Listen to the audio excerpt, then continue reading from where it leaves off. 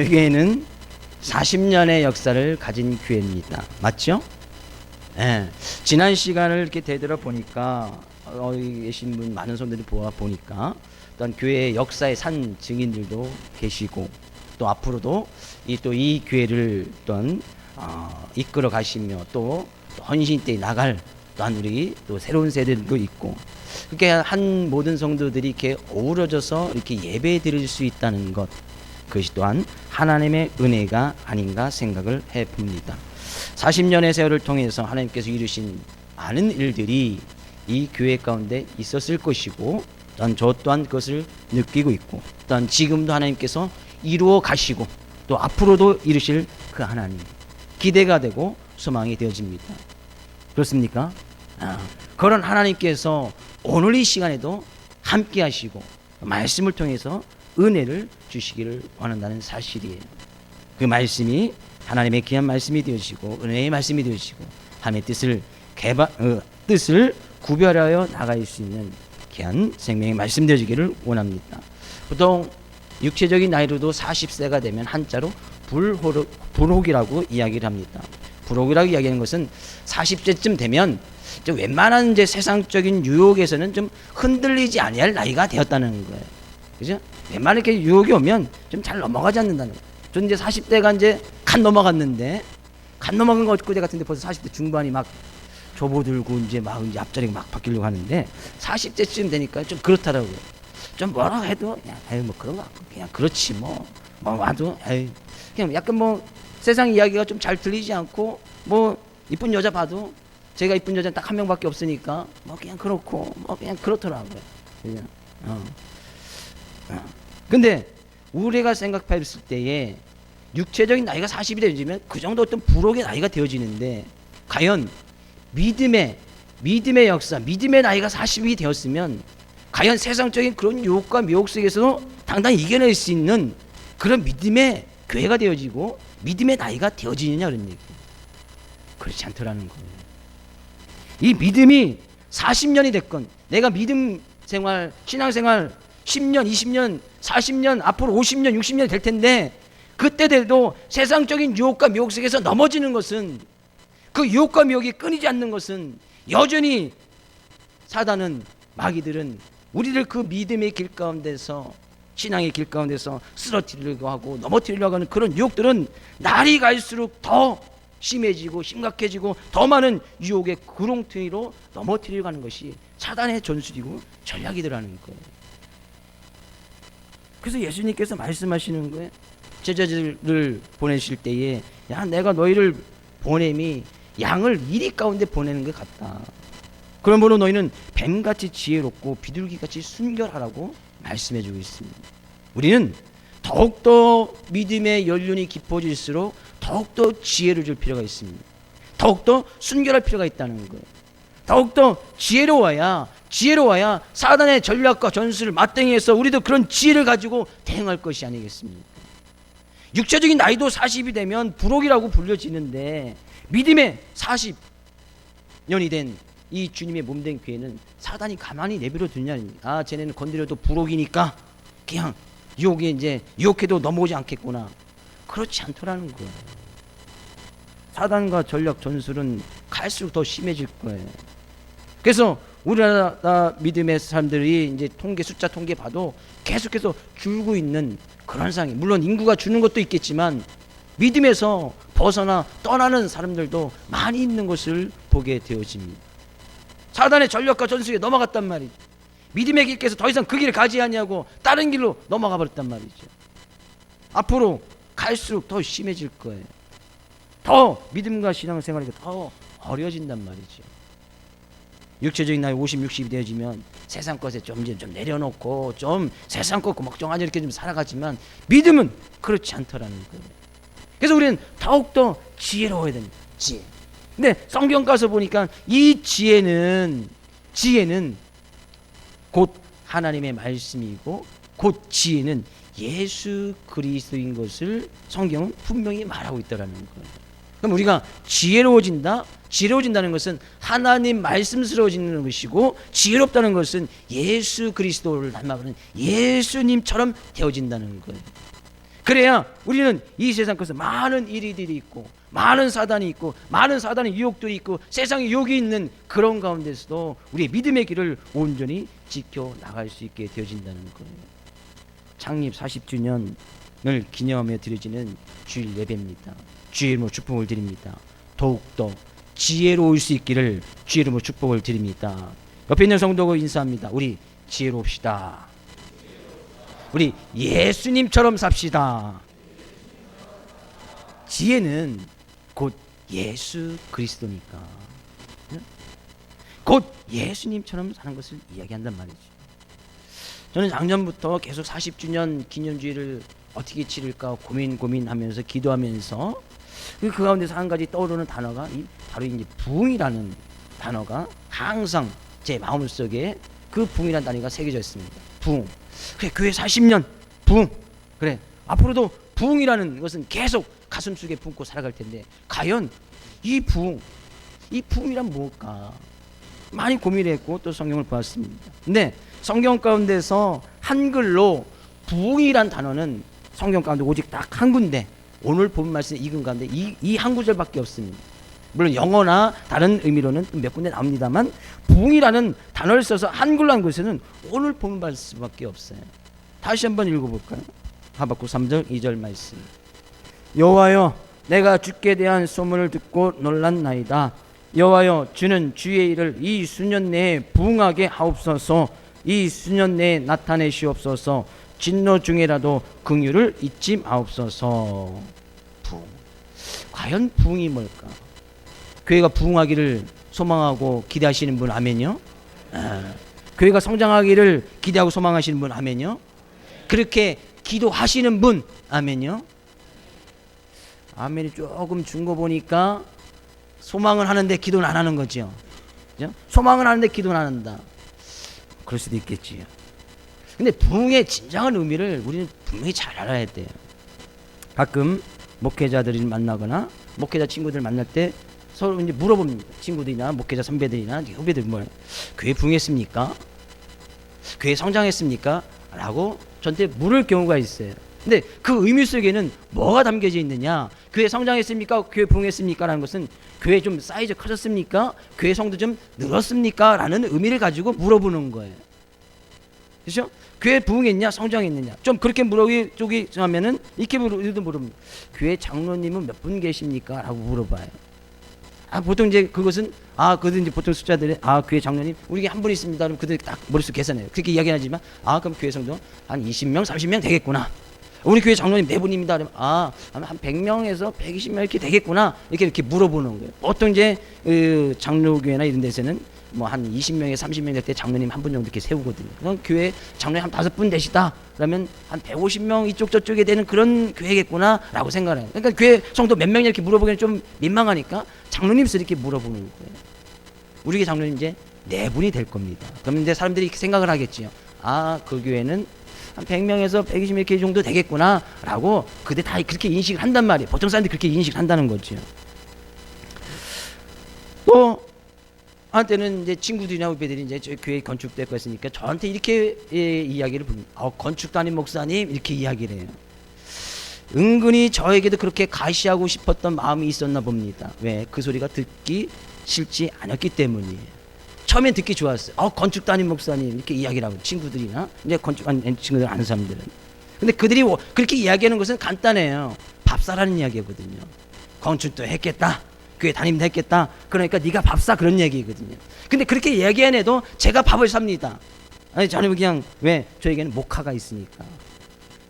목화를 막 긁어요. 갔다 와서 후회하진 않습니다. 카드 결제 이렇게 딱 나오면 후회하진 않아요. 내가 그때 친구들한테 밥을 샀구나. 좀 많이 나갔네. 이렇게 이제 사는 거죠. 한두 명이면 또 괜찮아요. 막 10명, 15명씩 물 때도 삽니다.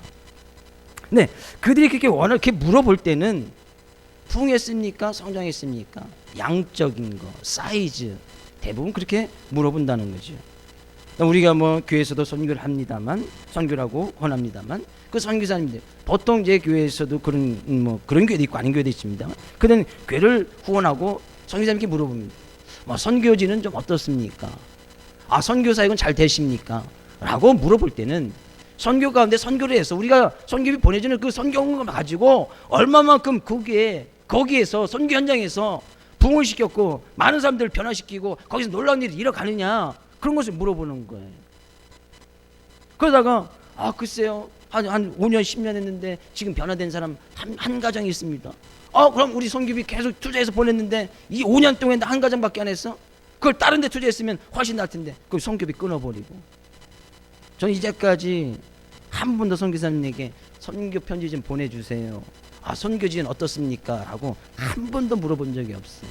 왜? 제가 선교 현장에 있다 보니까 그렇게 묻는 사람들이 조금 어떻게 보면 처음에는 몰랐는데 약간 어떻게 보면 좀 얄밉더라고요. 얄미운 생각이 들더라고요. 왜 물어보는 거지? 물론 저는 선교사님 계신 곳에 가서 그분을 도와드리며 같이 사역을 했기 때문에 어떤 주 선교사님 이제 다른 분이 계시잖아요. 그러니까 그렇게 물어볼 때도 은근히 좀 기분이 별로 좋지 않더라고요. 그래서 어쩌란 말이야. 그럼 뭐 그 선교비 거기 부흥하고 성장하고 일어나면 우리가 선교지 다녀 살지도 압니다만, 선교지에서 선교가 많아지고 그 교회 성도들이 많다는 것은 그만큼 여기서 선교비를 더 많이 보여줘야 된다는 거예요. 그것을 아이들이 지금 100명 돼서 지금 선교비 보내는 가지고 100명을 아이들이 100명 있다고 예를 들면 아이들이 200명이 됐어요. 그러면 지금 선교비 2배가 가야지 그 아이들이 200명을 잘 관리하고 양육할 수 있단 말이에요. 간식비 더 들어가죠, 차비 들어가죠, 또 사역자들 또 사역비 줘야 되죠. 뭐 그들이 뭐 우리처럼 뭐 자립이 돼서 자기 스스로 뭐 이렇게 한 줄 아십니까? 전혀 그렇지 않아요. 근데 그건 성경 잘 모르고 그냥 어떤 양적인 성장이 이루어졌냐, 성도수 늘었냐, 교회는 건축했냐 라고 이런 것을 갖다 물어보는 것이 대부분 사람들이 이제 부흥했냐 라고 그렇게 물어본다는 거지. 우리도 뭐 선교하는 곳이 여러 곳이 있습니다만, 선교비 뭐 조금 보내주고 뭐 기도하고 있습니다만 그런 거 물어볼 이유도 없고요. 일단 우리는 선교비를 보냈으면 거기서 끝나는 거예요. 그들이 그것을 가지고 빵을 사 먹든 아이들에게 빵을 사주든 뭐 사역비에 쓰든 그것은 우리 관할 문제가 아니에요. 우리는 하나님의 이름 앞으로 선교비를 보내면 거기서 끝나는 거예요. 그 나머지 사용하는 것은 만약에 잘못 사용한다면 잘못 사용한 사람이 하나님께서 어떻게 하시겠죠. 우리는 선교비를 보냈으니까. 더 많은 곳에 더 많은 좀 후원을 하고 싶은데 그런 마음이 좀 듭니다. 40전을 좀 맞이해서 선교비도 한 40군데 했으면 좋겠고, 아무도 아멘을 안 하시는 거 보니 지금 우리 7개 10군데인데 40개 30개 어떻게 해야 돼? 막 그런 거 고민하시는 거예요. 앞으로 선교 지역이나 후하는 교회가 한 40개 정도 교회 됐으면 좋겠고, 선교사도 우리 교회에서 한 40명쯤 파송했으면 좋겠고, 우리가 교회를 세우는데 한 40개쯤 세웠으면 좋겠고, 언젠가는 이루어질 줄로 믿습니다. 하나님께서 우리 교회를 사용하시면 가능한 거예요. 한 사람 헌신하면 한 교회 세워지는 거예요. 한 사람 헌신하면 한 군데 더 선교할 수 있습니다. 근데 오늘의 본문에 가서 보면 진정한 부흥의 의미를 이야기를 하고 있어요. 과연 양적인 거, 사이즈만 이야기하는 것이냐. 물론 저는 오늘 본 말씀을 통해서 그런 기대와 소망도 있습니다. 언젠가는 하나님께서 이 자리 다 채워주실 줄 믿고, 또 성전 건축 제가 또 목회를 그만두기 전까지는 또 한 번 건축을 한번 하고 싶고, 우리 교회 아닌 분들 오늘 많이 오셨어요? 새로운 분 많이 오셨어요? 또 한 번 목회가 제가 앞으로 한 이제 20년 정도 남았을 것 같은데, 앞으로 제가 하나님께 건강을 주셔서 목회를 한다면 20년 정도 할 것 같아요. 앞으로 더 그렇겠죠? 20세면 20년이면 60, 좀 빨리 은퇴하긴 하지만 전 그때까지만 하고 싶어요. 20년 앞으로 더 할 텐데 그 사이 한 번 더 해야 되지 않겠습니까? 아멘. 그래서 좀 이렇게, 물론 그렇게 되기를 소망해요. 그 소망이에요. 기대하고 기도하고 있는 제목이에요. 근데 그것만 부흥이냐? 아니더라는 얘기예요. 오늘 본 말씀에 가서 보면 이 하박국이라는 선지자가 있었습니다. 하박국 선지자가 하나님께 기도를 하는데 하나님 앞에 좀 섭섭한 마음이 있었어요. 섭섭한 마음이 뭐냐? 이 하박국 선지자가 기도를 하는데 보니까 주변에 자기가 살고 있는 이스라엘 나라 주변 가운데 보니까, 주변 나라들 보니까 그 주변 나라들은 하나님도 안 믿습니다. 악을 저지릅니다. 또한 제약된 모습에서 세상 속에서 살아가는 그런 나라이. 근데 그런 나라들이 훨씬 강대국이 되어 있고, 틈틈이 자기 사는 나라 공격하고 그런 어려움 가운데 있고, 어떤 세상적으로 살아가는 그런 나라보다 훨씬 더 자기가 살아가는 나라보다 훨씬 더 잘 살고 잘 먹고 잘 있고 뭐 잘 사는 거. 그런 것을 이 하박국 선지자가 보니까 하나님 왜 내가 하나님께 기도하고 하나님 믿지 않는 그런 나라를 보니까 그런 나라들은 오히려 악행을 저지르고 강포를 저지름에도 불구하고 더 강한 대국이 되어 있고 잘 먹고 잘 살고 있습니까? 하나님 좀 섭섭하네요 라고 1장 가서 그렇게 기도해요. 주변에 바벨론이라는 나라들도 있었고 다른 여러 나라들이 있었던 것을 보게 돼요. 그들이 악행을 저지르며 겁탈과 강포와 악행들이 많이 있었어요. 근데 그런 모습을 보는데도 하나님께서 가만히 있는 거예요. 하나님을 여전히 예배하고 섬기는 자기 나라들을 보면서 그 나라하고 비교를 하다 보니까 그들은 강대국이 되어 있고 잘 먹고 잘 살고, 그들은 여전히 우리 나라 가운데서는 하나님께서 가만히 아무런 액션도 취하지 않는 거예요. 그래서 이 섭섭한 마음으로 하박국 선지자가 기도를 하는데 하나님께서 응답을 주십니다. 하박국이 그런 거 아니야. 반드시 때가 되면 그 나라를 내가 멸할 것이고 그런 나라를 멸할 것이고 징벌할 것이고 저주할 거야. 조금만 기다려라고 하박국 선지자에게 이야기를 해줍니다. 네, 그때에 그런 기도의 응답을 듣고 하박국 선지자가 이야기하는 것이 바로 오늘 본문 말씀이에요. 하박국 선지자는 기도의 응답을 들었어요. 뭐라고? 그들 나라를 멸망시킬 것이고 그들에게 저주를 낼 것이고 하나님을 믿지 않는 그런 나라 반드시 하나님께서 벌을 줄 것이라고 하는 것이 바로 이제 2장에 있는 말씀이거든요. 그러고 가서 이야기하는 것이 뭐예요? 여호와여 내가 주께 대한 소문을 듣고 놀랐나이다. 하나님께서 그렇게 해주신다니까 너무나 깜짝 놀랐습니다. 너무나 기쁩니다. 그러는 거예요. 하나님께서 하나님 믿지 않는 사람들을 벌하시고 뭘하실 것 너무나 기쁩니다. 여호와여 주는 주의 일을 이 수년 내에 부응하게 하옵소서라고 기도했단 말이에요. 근데 그것이 부응하고 무슨 상관이에요?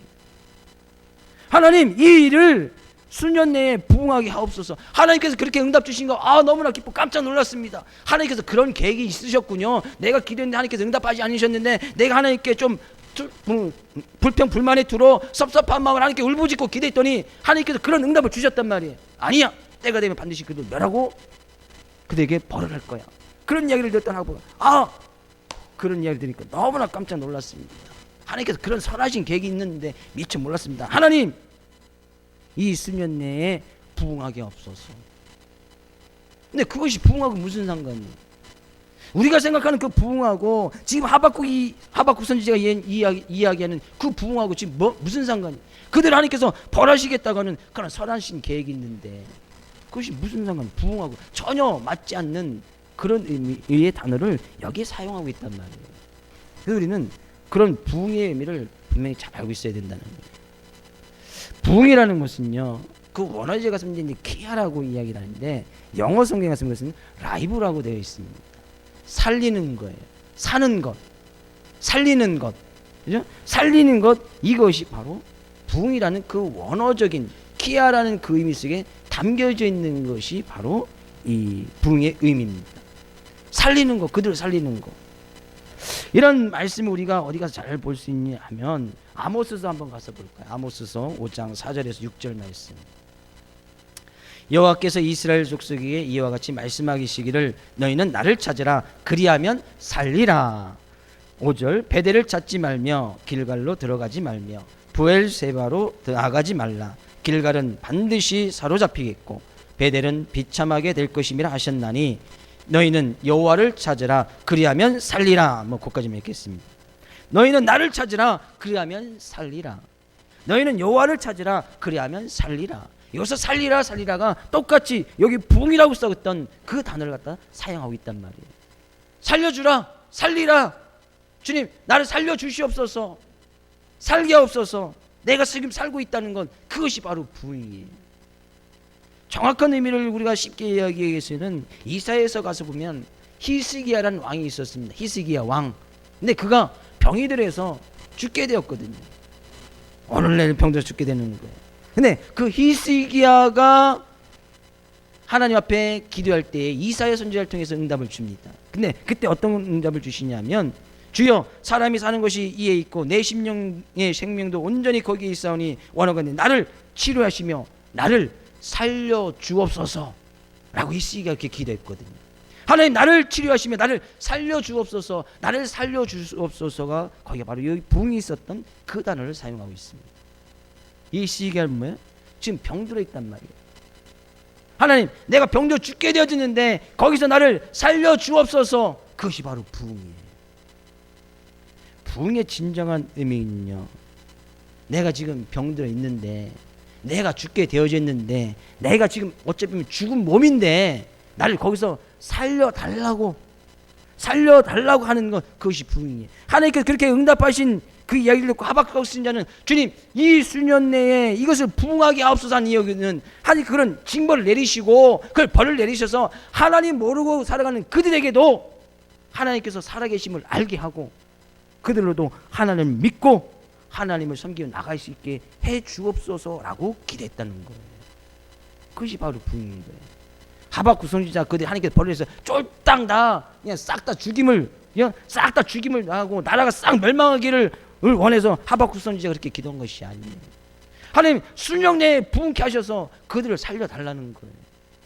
하나님을 모르고 하나님 없는 그들을 살려달라는 거예요. 그것이 부흥이란 말이에요. 우리의 삶 가운데도 마찬가지입니다. 누가 이 부흥을 꿈꿀 수 있느냐 그런 얘기예요. 누가 이 부흥을 꿈꿀 수 있느냐. 내가 연약하고 내가 부족하고 내가 병들어 있고 내가 죽어 있는 것을 아는 사람이 부흥을 꿈꿀 수 있단 말이에요. 내가 병든 것을 알아야 주님 나를 살려주옵소서라고 할 거 아니에요. 내가 죽어 있는 것이 보여져야 주님 제발 나 좀 살려주옵소서. 그것이 부흥이라니까요. 주님 나에게 생명이 없습니다. 나에게 생명을 주옵소서. 이것이 부흥이에요. 내가 병들어 있는 것을 볼 수 있는 사람, 내가 죽어 있는 것이 볼 수 있는 사람, 내가 하나님의 은혜가 없이는 살아갈 수 없다는 것을 고백할 수 있는 사람, 그런 사람들이 부흥을 꿈꿀 수 있단 말이에요. 난 하나님 없어도 돼. 그런 사람은 절대 부흥을 꿈꿀 수가 없습니다. 나 병든 것이 없어. 병든 것이 없는데 난 부족한 것이 없어. 난 잘못한 것이 없어. 난 죄 지은 것이 없어 라고 하는 사람들은 절대로 부흥을 꿈꿀 수가 없단 말이에요. 그냥 이 세상에서 잘 먹고 잘 살면 돼. 부족함 없으면 돼. 그러니까 뭔 부흥을 꿈꿀 생각조차도 하지 않는 거예요. 우리의 영혼이 병들어가고 우리의 영혼이 죽어있는 그것에 우리는 신경을 쓰지 않으면 부흥이라는 이 단어를 함부로 이야기할 수 없단 말이에요. 우리의 영혼이 병들어 있고 우리의 영혼은 부족하고 우리의 영혼에 생명이 없으면 육체적으로는 살아있으나 죽어있다는 그런 모습이 보일 때 주님 제발 나를 거기서 살려주옵소서, 제발 나를 거기서 부흥하게 하옵소서 라고 꿈을 꾸고 하나님께 하박국 선지자처럼 기도할 수 있다는 거예요. 육체적으로 살아있다고 다 산 것이 아니라고 성경은 분명히 이야기를 하고 있습니다. 요한일서 5장 11절 13절 가서 읽어볼까요? 요한일서 5장 11절로 13절 제가 읽겠습니다. 또 증거는 이것이니 하나님이 우리에게 영생을 주신 것과 이 생명이 그의 아들에 있는 그것이니라. 아들이 있는 자에게는 생명이 있고 하나님의 아들이 없는 자에게는 생명이 없느니라 라고 요한일서에서는 분명히 이야기를 하고 있습니다. 하나님의 아들이 있는 자에게는 생명이 있고 하나님의 아들이 없는 자에게는 생명이 없다는 거예요. 생명이 있으신 분 아멘요? 예수 그리스도가 있으신 분 아멘요?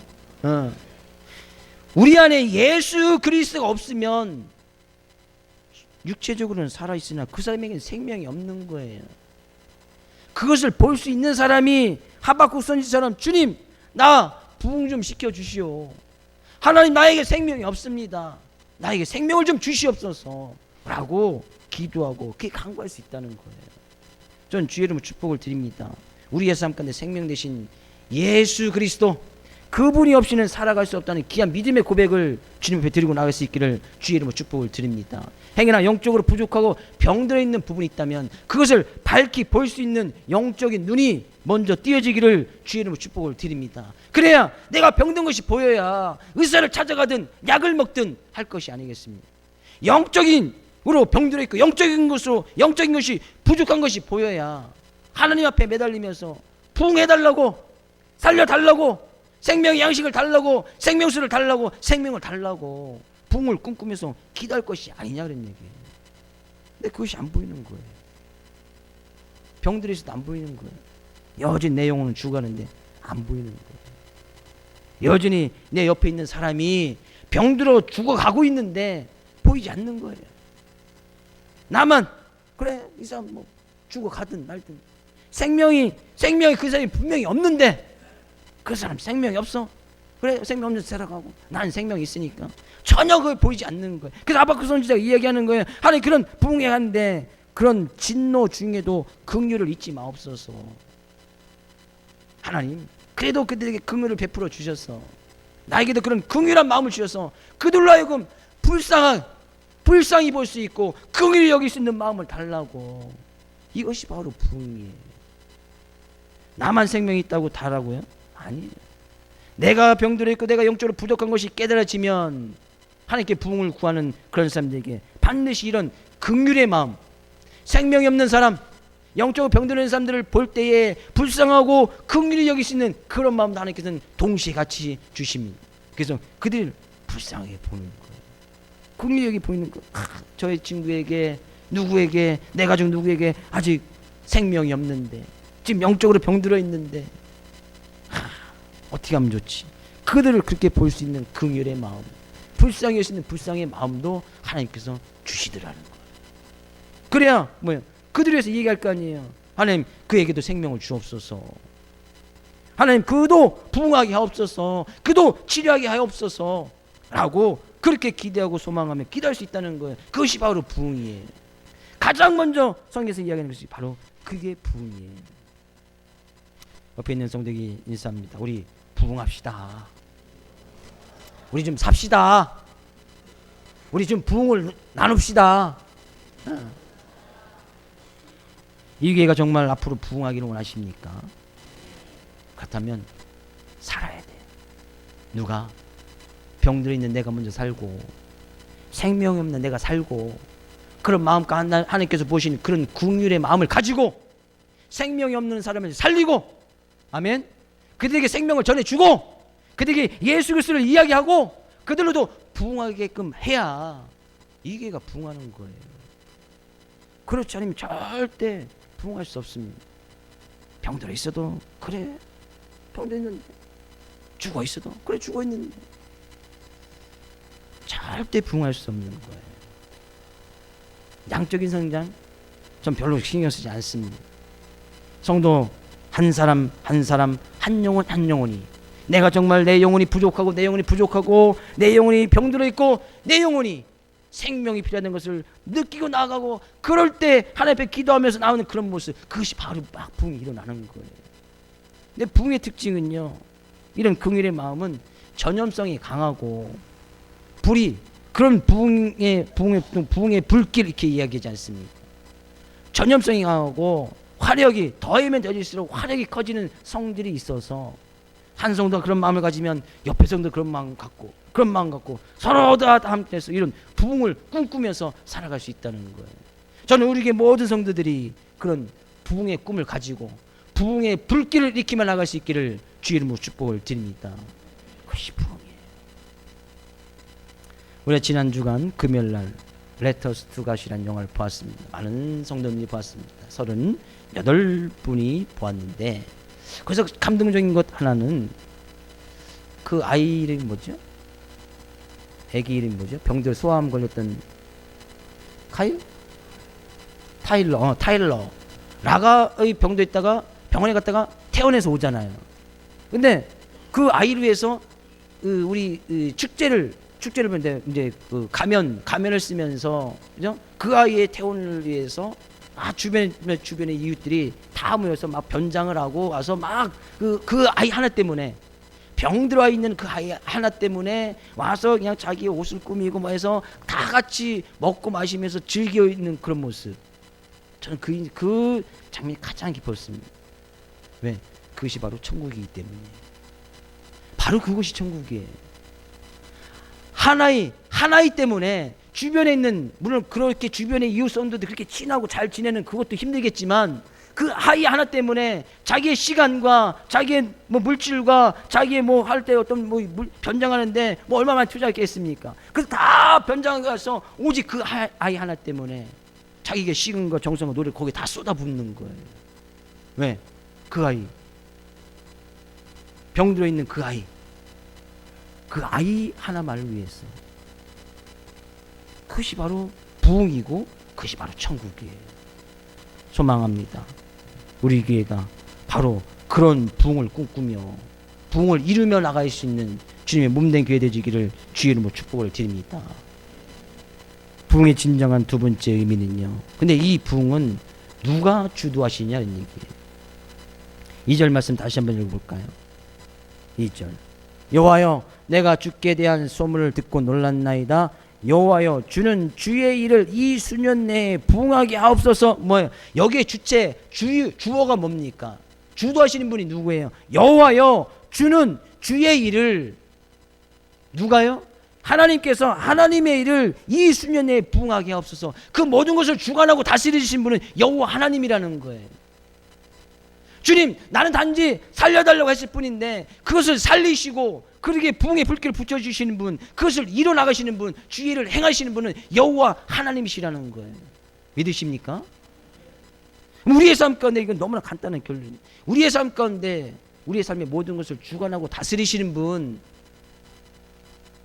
그분은 바로 여호와 하나님, 그분이시라는 거예요. 교회를 이끌어 가시는 분 누구예요? 바로 여호와 하나님. 가정의 주인은 누구예요? 바로 여호와 하나님, 주 예수 그리스도. 우리의 삶의 주인은 누구예요? 예수 그리스도. 예수 그리스도. 내가 뭔가를 해보겠다고, 내가 한번 이겨보겠다고, 아니에요. 우리의 삶 가운데 이루어진 모든 일들은 주님의 일이고 하나님께서 해주셔야, 하나님 이 수년에 이를 부흥하게 하여 주옵소서. 이건 주의 일이니까. 내가 뭔가를 하려고 했다는, 그것이 바로 그만이에요. 왜? 내가 뭔가를 하려고, 하나님 필요 없다는 거예요.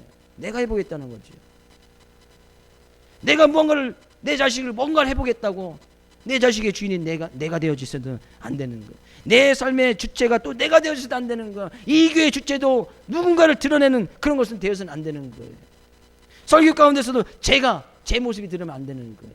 오늘 임지식을 하는데 임식을 주체하신 그분은 바로 예수 그리스도, 예수 그리스도만 나타내고 하나님께만 영광 돌리지, 임식하신 그분도 주인공이 아니고, 임직을 주는 많은 목사님 또한 저 또한 주인공이 아니에요. 오직 그것을 통해서 하나님께 그런 일을 맡겨주신 예수 그리스도 하나님의 영광만 나타나야 된다는 거예요. 우리의 삶의 모든 것의 주인은, 우리의 삶을 이끌어 가시는 분은 예수 그리스도 하나님이라는 거예요. 그것이 부흥의 두 번째 의미예요. 내 모든 것을 주님께 맡기는 것, 그것이 부흥이 일어나고 있는 거예요. 내 삶의 영역을 주님 앞에 하나씩 다 맡기는 거예요. 내 가정도 맡기고, 내 자녀도 맡기고, 내 재물도 맡기고, 내 삶 가운데 삶의 모든 부분들을 다 하나님께 맡겨가는 거예요. 거기를 주관하시는 분이 하나님의 것을 인정하고 고백하는 거예요. 그것이 지금 부흥이 일어나고 있는 거예요. 주의 이름 축복을 드립니다. 여러분의 가정의 모든 것을 주님 앞에 맡겨드리기를 주의 이름 축복을 드립니다. 여러분의 삶의 모든 것을 주님 앞에 맡겨드리기를 주의 이름 축복을 드립니다. 여러분의 돈도 주님께 맡겨드리기를 주의 이름 축복을 드립니다. 확실하십니까? 여러분의 자녀도 주님 앞에 맡기기를 주의 이름으로 축복을 드립니다. 그럼 너무나 간단하잖아요. 내 자녀 내가 하려면 얼마나 힘들겠습니까? 근데 일단 하나님께 맡기고, 하나님 자녀니까 하나님 보시기에는 나 자신도 하나님 자녀고, 하나님 보시기엔 내 자녀도 하나님의 자녀예요. 맞습니까? 우린 단지 이 세상에서 가정이라는 이름으로 하나님께 묻혀주셔서 그 가운데서 천국을 좀 맛보면서 살라고 가족이라는 이름으로 하나님께서 이 가정에 살게끔 하신 것이지, 1대1로 보면 나도 하나님의 자녀고 내 자녀도 하나님의 자녀란 말이에요. 근데 하나님의 자녀를 내가 양육해보고 길러보겠다고요? 그럼 내가 하나님이라는 거죠. 얼마나 큰 교만이에요. 아직 그 부분에서는 부흥이 일어난 것이 아니에요. 내 재물 내가 좀 어떻게 해보겠다고요? 하나님께서 오늘 밤에 내 영혼을 도로 취하면 그 많은 재물 누구 것이 되겠느냐? 아무런 소용이 없는 거예요. 그 부분 드리기 참 힘들지요. 내 직장의 일 포기하기 힘들지요. 주의를 지켜야 되느냐, 일을 나가야 되느냐, 회사에서는 오라고 하는데 고민이 되지요. 아직까지 내 부분에 대해서는 내 권리나 내 주도권을 하나님 앞에 인정하고 있지 않다는 증거예요. 행여나 우리 삶의 모습 가운데서 아직까지 부흥의 불길이 붙어있지 않는 그곳에, 아직까지 나의 삶의 주도권을 주님 앞에 인정하지 않고 있던 그곳에 부흥의 불길이 일어나기를 주의 이름으로 축복을 드립니다. 모든 부분들, 내 삶의 모든 부분의 주도권을 하나님 앞에 맡길 수 있는 것, 그것이 바로 부흥이에요. 행여나 앞으로 그랬어요. 앞으로 하나님께서 언제까지, 그래서 주님이 오실 때까지 이 길을 지켜주실 것을 확실하게 기대하지만 계속 그런 가운데서 부흥의 불길이 내 삶 가운데 영역들이 얼마나 많습니까? 그런 부분들을 하나씩 한꺼번에 달면 삶이 미쳐버리니까, 그죠? 물론 하나님 크신 은혜에 한꺼번에 다 맡길 수도 있지만 하나씩, 오늘 그래 올해는 이거 하나 맡기고, 내년은 이거 하나 맡기고, 내년은 맡기고 그러면 참 자유함이 거기에 있는 거예요. 뭐 때문에 끙끙 잡고서 그거 가서 끙끙대면서 내가 어떻게 해보겠다고, 내가 한번 배를 운전해보겠다고, 내가 한번 차를 운전해보겠다고. 아니에요.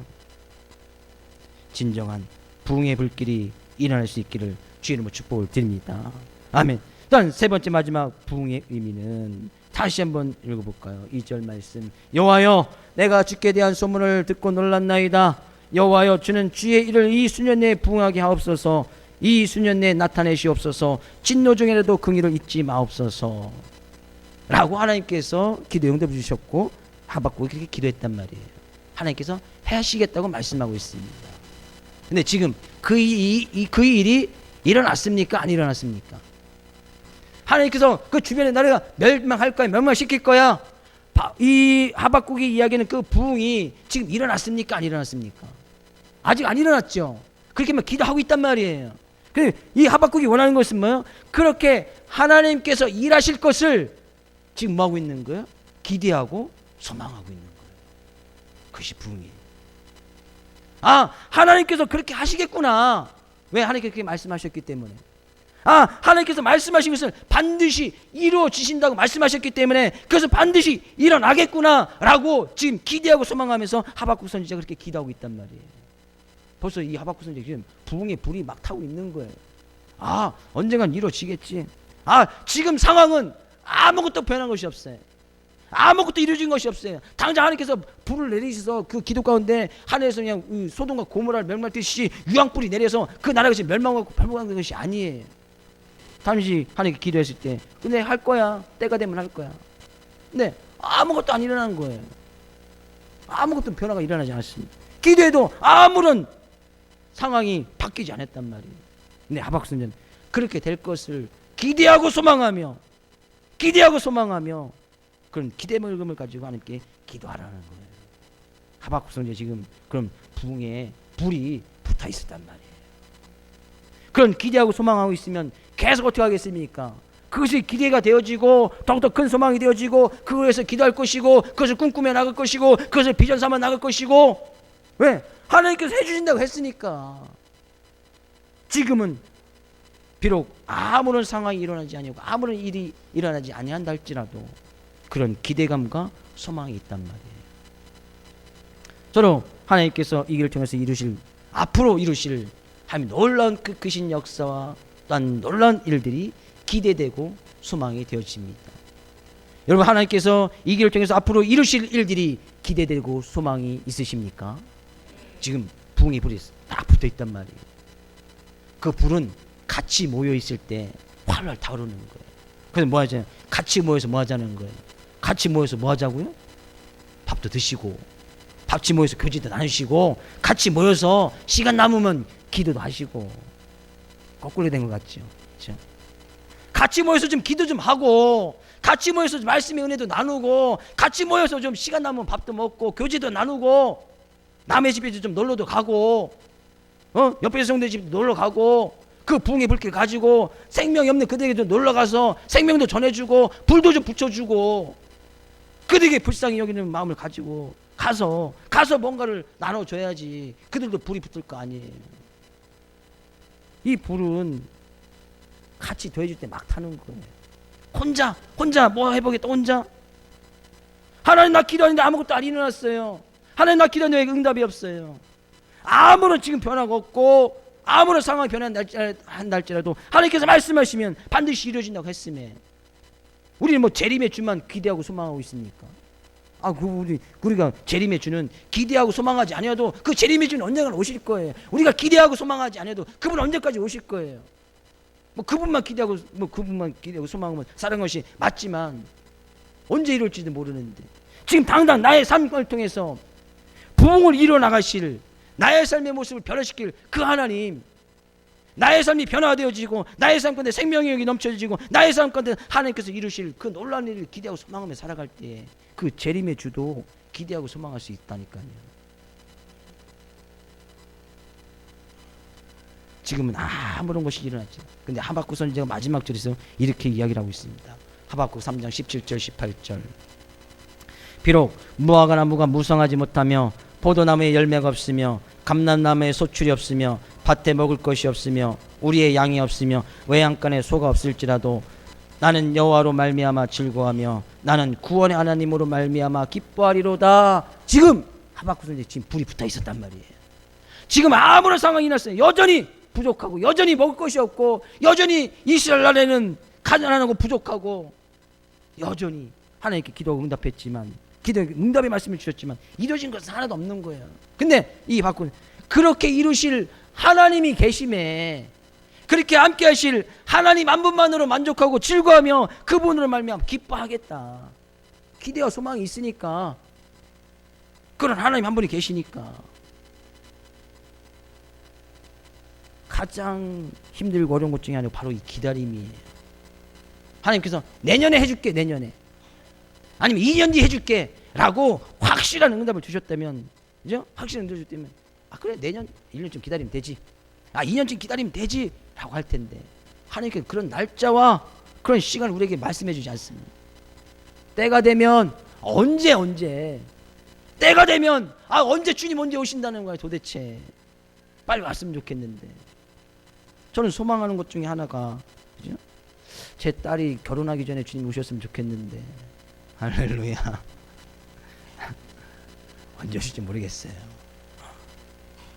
언제 도대체 하나님 나 기도했는데 언제 응답해 주실 거야 언제. 내년에 해줄게. 1년만 그래 기도 열심히 하고 하면 되겠구나. 그럼 1년만 하면 돼요. 근데 그 시간과 날짜 주시지 않는 거예요.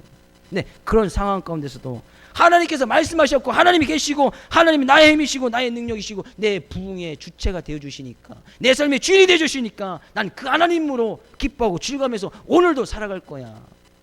그것이 바로 부흥이에요.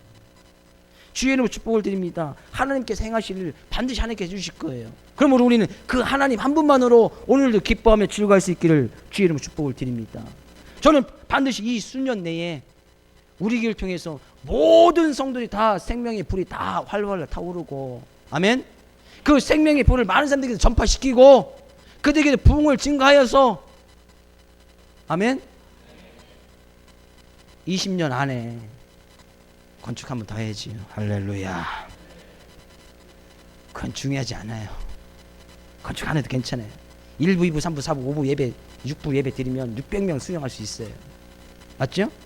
100명씩 앉으면 6부 예배 제가 6번 설교할게요. 6번 하기 힘들면 전도사 1명 두고 간사 한번 하고 누가 해서 한 번만 하고 5번 다른 사람 시키고 하면 돼요. 그거 중요한 것이 아니에요.